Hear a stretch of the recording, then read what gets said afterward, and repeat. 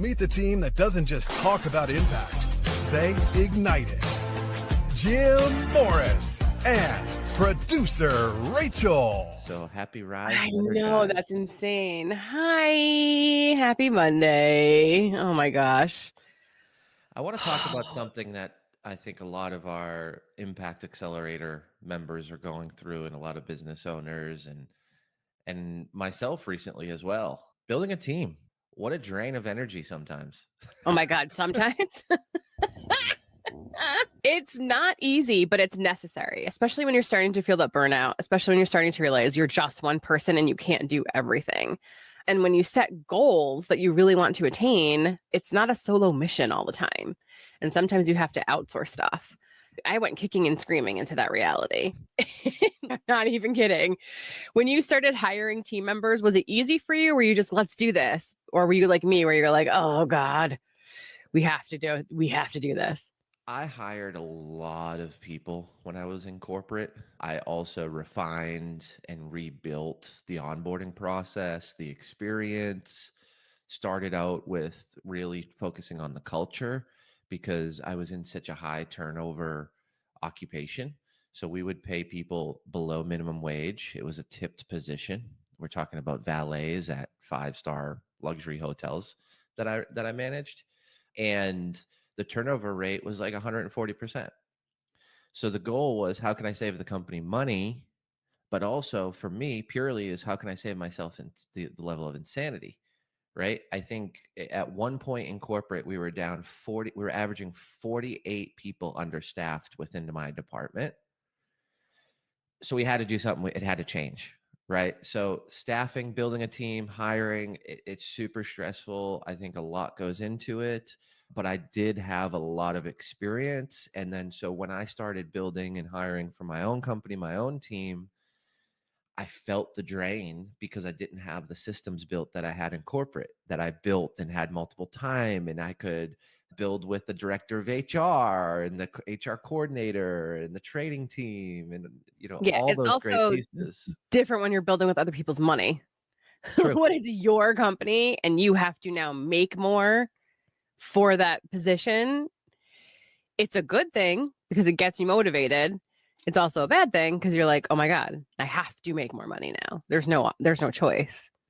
Well, I think that's the from a energy drain and an energy gain standpoint, that's what I want to talk about, is like that middle area where it's draining you and you're burnt out and you're still doing sales, but yet you're training this new person 30 hours a week and you're taking calls and you're stepping in and your phone's ringing more and more text messages, and you've got to do OJB, on the job training, OJT. And it's like, you've got all that going on and you feel burnt out, but it's just to get to that point where you then can soak in the energy gain, right? Where it's, okay, this person's training, this person's getting results, they're bringing in money, they're fulfilling the job requirements. Now I have more free time to go and do sales, to go and build partnerships, to continue to grow the company. So I think it's just one of those things that we all go through on every single level, right? Because what we're doing is we're delegating. And then the topic of delegating can be an energy drain if you don't have systems in place, or if you haven't experienced this higher, or if you haven't fine-tuned the process. Man, it's a challenge. Like, I just think it through, and as we're growing the team and we're hiring people and interviewing, and it's just a lot of time and effort, but ultimately it does give you back that energy and it does give you that gain. How have you experienced it? So because I have a boutique media company, what happens is I have multiple editors on multiple projects, right? So it was amazing. Just doing the hiring process was hard enough as it was, just because, again, kicking and screaming.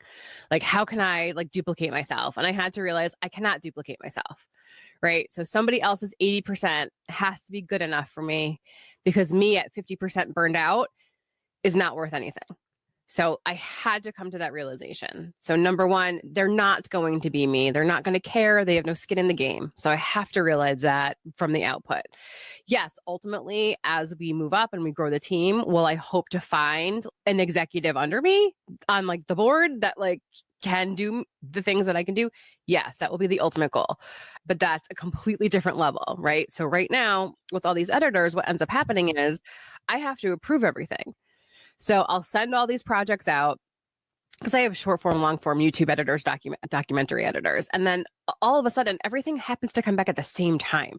That's what's frustrating me, where everybody's like, okay, great. Now we need your approval. And it's, oh my God, how am I going to make it the time for this? And so it's just the reality of the system that I created where I have to be the like approver before it goes to the client. And as far as standard operating procedure goes, it's okay to change it. It's okay to pivot it. It's okay to not stick with it all the time, because if it's not working, fix it. And so right now we're in that space where I'm the go-between. I have to be the one that says, okay, yes, send it to the client. And we're working towards not having to be that, right? I want somebody else I'm trying to train somebody else to sort of be that person for me. So I don't have to hit or touch any of the final product. It can go directly to the client. And then if they have a problem, they can come back to me and we can have that conversation. So like problem number one to solve for me was just really getting over the fact that I cannot create another me. All I can do is create that standard operating procedure so that questions are answered easily without me getting a million emails or texts all day. And then how do I modify the process so I can free up more time? And it wasn't easy at first, but again, once I started creating those positions, like even when I hired the VA, because I was on the fence about it. A is in virtual assistant. Virtual assistant, yeah, to help me with a ton of different things. It's amazing how you show up differently when you're a leader now. Does that make sense? Like you're leading a team of people. And Well, you can't push it off. We talk about a lot of freedom as a business owner. And I think that freedom is freedom of the mind to make the choice. But as a good leader is going to make the choice to show up for their team. A good leader is going to do the things now, even though they could do it later. But it needs to be done now because there's a process, there's a step in place, and you're part of that step. I think that's the realization, right? When it comes to the team, it's like that freedom. You still have freedom, but you have a responsibility, and that responsibility is typically on a timeline or an expectation set, because you need someone to go do X, Y, and Z with what you're building or what your advice is or the path you want to navigate. Well, and that's, I had limiting beliefs around money. So I had to sort of change that. And then also had this belief that like, I don't want people to rely on me to feed their families. Does that make sense? Like I wanted to be able to not have to do anything one day and not have to, you know what I mean? And so I had to sort of, everything is about mindset, and I had to get over that mindset. And that was huge for me to create space in my life for people to do the work and also be confident that they can. And so, yes, does training take time? Yes. Is there going to be a turnover rate? Yes. Are there people who are going to flake and I have to get new hires? Yes. But I think that right there, you're like you identifying that is going to happen and happens in every business is something that I've worked with so many clients on, to continue to give them the energy through the process to get to the time period where the person's trained, where they're operating, they're fulfilling the duties, and they're making the company money. Then it's okay. Now I get that energy gain from it. But it's those things right there. If this is the first employee in the first time you built the system, there's going to be potential issues or problems, and that employee may leave because the system's not built, or you may come up with, a different route you want to go with that role, or at the end of the day, they're not making the decisions you wanted them to, and you've got to remove them, right? But it's what you just said is like, you're not going to hit a home run every time you hire the first person for that first role or that first position, because you're still figuring it out, and maybe you do, and that's amazing. And you stick on to that person, and maybe they have more entrepreneurial spirit, and, they have a high level of responsibility, but they also have a high level of adaptability, and maybe there's an amazing role for that person, and they continue to move up in the company. But I think a lot of business owners and entrepreneurs tend to look in the mirror and go, oh, I failed because the first hire for this role that I just created 2 days ago used ChatGPT to write the description. I've never interviewed for this role. I've only interviewed for X, Y, and Z. And I didn't hit it out of the park. I shouldn't have hired. This is stupid. I should just do it myself. We tend to go right back to the fear of delegation because we didn't hit a home run at our first swing. That to me is where I see a lot of the drain. And I think having people around you who have done it, a business partner you can talk to, Impact Effect Accelerator, people who will walk you through this, like Rachel and myself, other members who have hired hundreds. I mean, I've hired probably almost 1,000 people in my life. I've been through a lot, and you can start to see some of those similarities. You could start to see early on some of those aspects. Like I was just telling a client yesterday, when you reprimand or you work with someone and you tell them, hey, things aren't going well and we need XYZ done, and let's reset the expectation and let's open the door for any opportunities for questions, and are you not clear, and let's go through the training again, and you're asking that person, did you understand that, right? Like right after each section, and they're saying yes, and expectations have been reset. Well, what happens in the next 40 hours dictates the behavior, I believe, of the future of that employee. If you have that conversation and you don't see immediate change, there's not going to be change consistently. So I often tell people, set the expectation, but then be ready in 48 hours. If you don't see a change of behavior, you need to terminate. You need to make another decision or have another difficult conversation. Maybe it wasn't direct enough, or maybe it wasn't received correctly, or it was a shortened conversation. But that 48 hours right after that period of conversation and resetting the expectations, that dictates the consistent behavior over the course of the lifetime of the employee. If they're not going to get their shit together and do what you said after they agreed they understood it, the key important piece here, they agreed that they understood it, right? Because oftentimes some people learn differently. Sometimes we say things and it's perceived incorrectly, or not how we perceived it to be. So we want to give that opportunity, and we want to work with people, and we want to build them up. But it's just so important to see those patterns. And I've seen that pattern over and over and over. So hopefully we can help with some of that energy drain. Well, and also just help with that fear, getting you over that fear, right? Like we can do hard things. And I think that's what Impact Accelerator has helped a lot of people see is, oh no, I can do the thing, right? I'm not in this alone. And even if you are a first time hirer, you're hiring for the first time, you have people like us that have been through it. Yeah, I think that's the biggest thing to remember is we can do hard things. I had this conversation yesterday with a bunch of ladies who are all going through the same thing. We're all going through burnout in our businesses. And I was like, you have to outsource some of these things. And every time like people ask, but how, or how can I afford to? It's you can't afford not to sometimes. And that's the reality I had to come to, was like, I can't afford not to do this.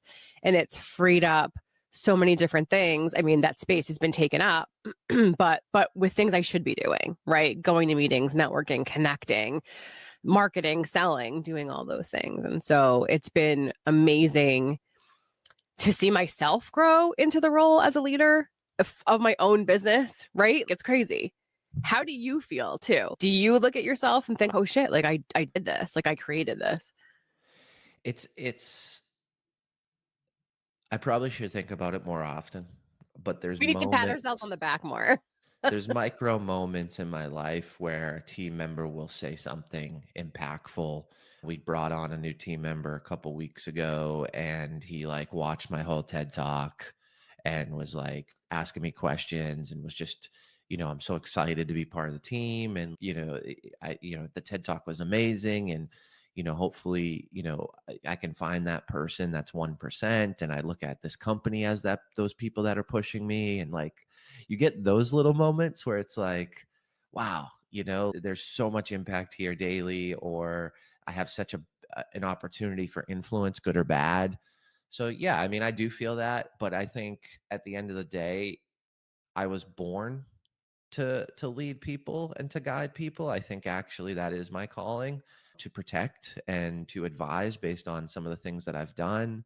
and the hardships I've been through. So I enjoy that. I just often sometimes don't realize that a small 2-minute conversation of something that is just natural and I've regurgitated 100 times, whether it's on a podcast or in conversation or in a training, what someone can do with that information and what that impact is. And sometimes I want to help clients and I don't even realize how much we're impacting and leading and helping our team. So I probably need to sit in it a little bit more than I do, but it comes up often, and I'm grateful for that. I'm grateful for those reminders. Well, Sure. I think that a lot of times we're just go, go, go. But I want people to reflect today. Reflect on where you are at your new business, where you want to go in your business. Also, pat yourself on the back with how far you've come.